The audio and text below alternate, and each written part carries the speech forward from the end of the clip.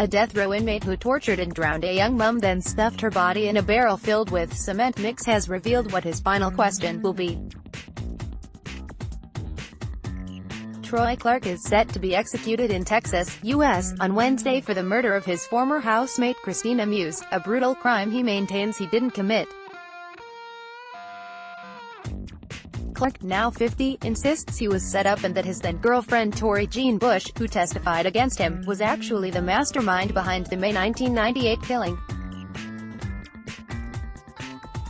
And in a poem, apparently penned by him from behind bars, he reveals the question he will ask with his last breath is, "Why did she lie and condemn me to death?" Bush,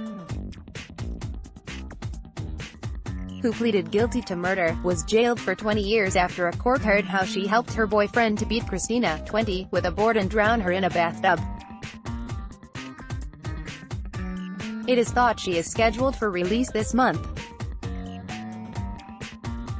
The prisoner, who has spent nearly 2 decades on death row, maintains he didn't commit the horrific crime. Image, Smythe County Jail. Clark, meanwhile, is due to die by lethal injection in 3 days. Despite an appeal last year, his sentence was upheld by the U.S. Supreme Court. The poem, called Found Faith, and credited to Troy J. Clark of Livingston's Pulaski Unit, was published on the website Walk in Those Shoes in February this year. It describes how the author is being kept in solitary confinement in a man-made hell, experiencing nothing but pain, and feeling no longer a man, only a shell. The first 4 lines read, "Locked in a cell with nothing but pain, thoughts of injustice running through my brain, sitting on Texas death row, waiting to die, for a crime I have not done, you might ask why." It continues, "How did it start, where will it end?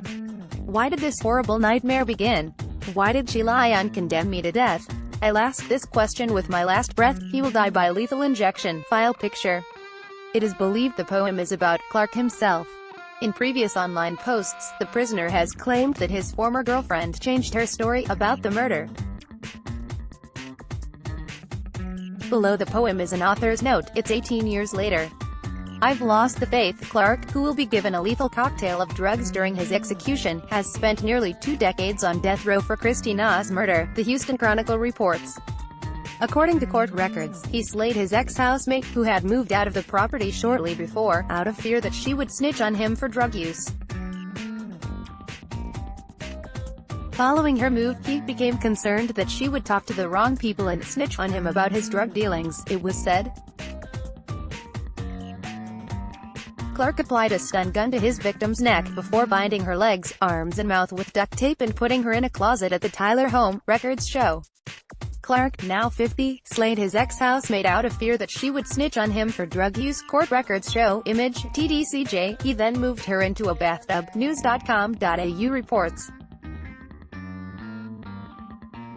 He told Bush to get a board so he could beat Christina with it before drowning the mum in the tub and disposing of her body, according to court documents.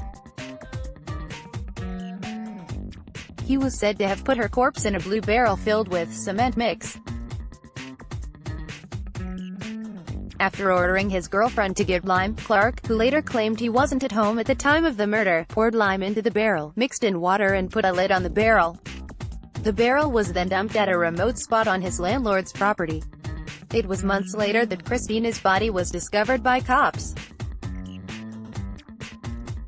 Bush was charged with murder for helping Clark and pleaded guilty in 2000, according to KLTV.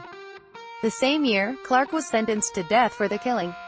His execution date was announced in May this year.